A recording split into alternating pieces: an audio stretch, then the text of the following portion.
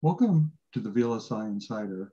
This is Dan Hutchison, and today I got Dr. Cho, who is TechInsights memory expert. He does some amazing things with stuff. He's written some, really in-depth reports. And in fact, he usually likes to talk for an hour. I'm going to have him sitting here trying to just do 10 minutes and pack it all into 10 minutes. So how are you doing today, Dr. Cho? Good. Well, yeah, You're doing I'm good. good. Okay. All right, good. So why don't we start off and talk about NAND? You did this report on Micron and the 176 layer. Maybe if in your own words you could kind of tell me why you thought that was so important. Yeah, as for Micron's 176 layer, actually is kind of a disruptive technology even for the market and technology viewpoints, because there is the first one from the industry to make more than 150 layers. And because actually some times ago we thought that the cell current, I mean the string current, might not be good for more than 100 layer or 150 layers. I mean that is not enough to operate that. But now 176 layer means the 195 gates stacked. So close to 200. Yeah, almost 200. It's amazing one, and So why do it you need all the works. extra layers if it's just 176? Yeah, extra layers used for the dummy layers and interface, DAC interface layers, and also the selectors from the source side and the drain side. So all together, in total, 195 layers, almost 200 layers there. It's an amazing one, yeah. And then you have to drive current across all that, right? Yeah, right. So that I think you said that was the big challenge.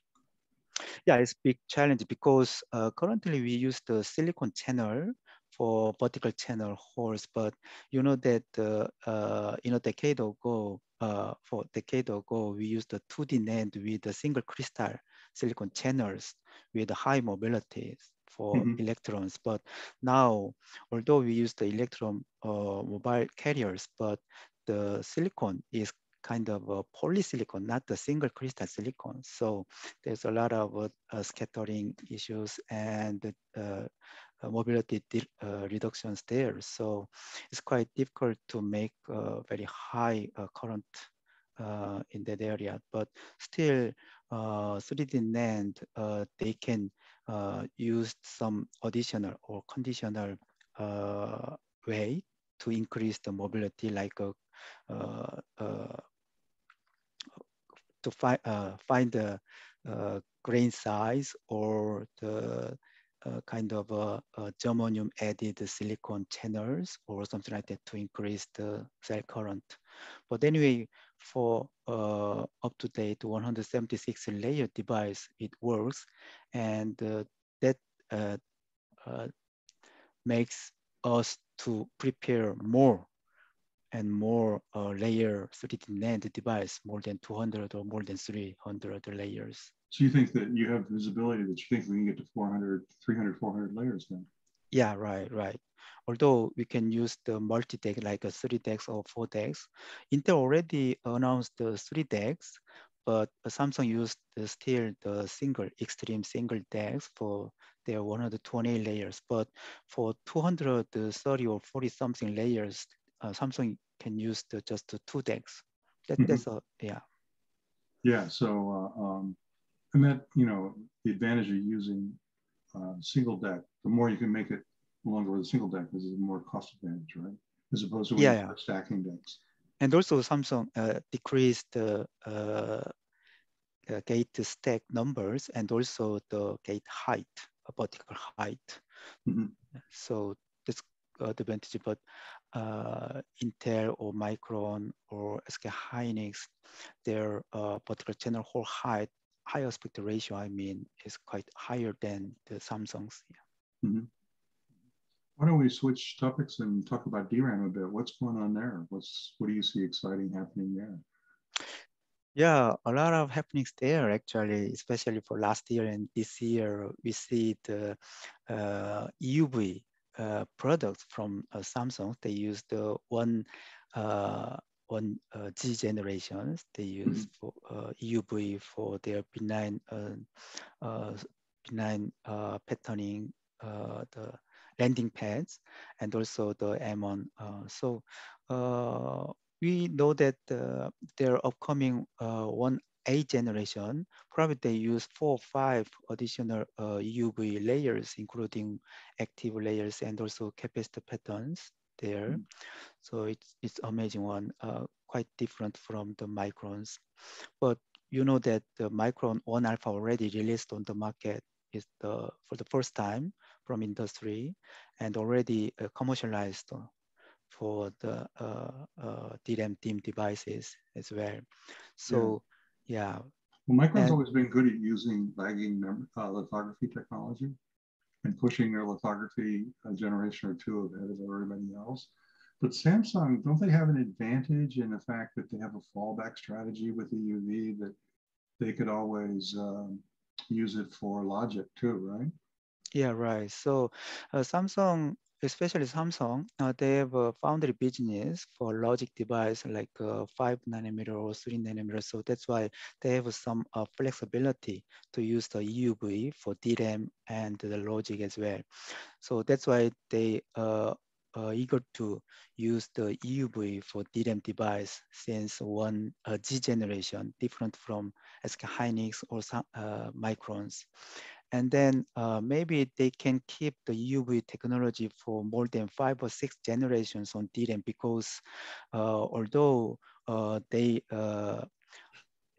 adopt the 3D DRAM or the 4F scale DRAM or 2T or 1T DRAM, but they can use the EUV generation for 1A, 1B, 1C, 1D, or 0A, 0B, something like that. So more than 5 generations they can use that. Yeah. Yeah, and yeah, Samsung went to A, so they go A, B, C, D, right?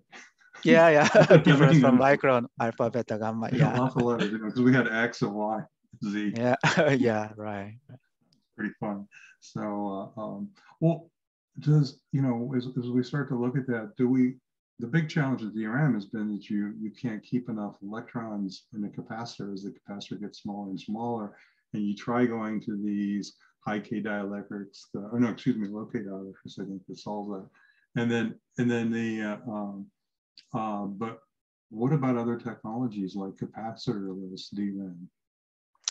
Actually, the most important thing for DRAM side is how to increase the speed, means the TRC. So how to increase the capacitor and how to capacitance and how to reduce the parasitic capacitance like that. So to do this, actually, we need some innovative technologies such as the air gap process or air space process between the node. And also for high-K dielectric materials for cell capacitors with very thin layered to increase the cell capacitance. And also maybe we can use the STO with ruthenium electrode in the near future for DRAM products. And also we can use the 3D stack DRAM or 3D 1T DRAM or 2T DRAM without capacitors in the future. Sounds pretty good. What about three? Okay, so as we go to 3D DRAM, when do you think that can happen? Because I think you think it's a pretty tall wall to climb. It's a pretty difficult technology, isn't it? Yeah, so for example, for 3D DRAM, we can consider a lot of different prototypes. For example, gate structure and the binary structure, and then capacitor structure on stacked, and then multiple stacked capacitors with multiple meshes, like capacitor 1, capacitor 2, capacitor 3, something like that, to increase the cell capacitance. But it's it's a 4F scale. Can make a you can prepare the 4F scale or 6F scale with this one, or maybe we can use the one T DRAM without capacitor, or 2T DRAM without capacitor, like a IGZ or something like that. Yeah, some different materials we can use that, and also some vertical gate, so-called VZ, yeah, so-called vertical gate DRAM structure, totally different from current BCAT or RCAT structure. Like that. Yeah. Yeah. So when you say vertical gate, you basically put the source. You have a vertical flow of the information, so that you have the source underneath and the gate in the middle of the drain, or are you talking about a different? I'm talking about the source and gate and the drain in a vertical directions. Yeah. Yeah, because I know IBM just had a paper on that at ADM. So yeah. And so you can use that as a DRAM technology. That's very interesting. Yeah, in the future. Yeah. Yeah. Well, thanks for taking the time today. I really appreciate it. Thank you so much, Nan.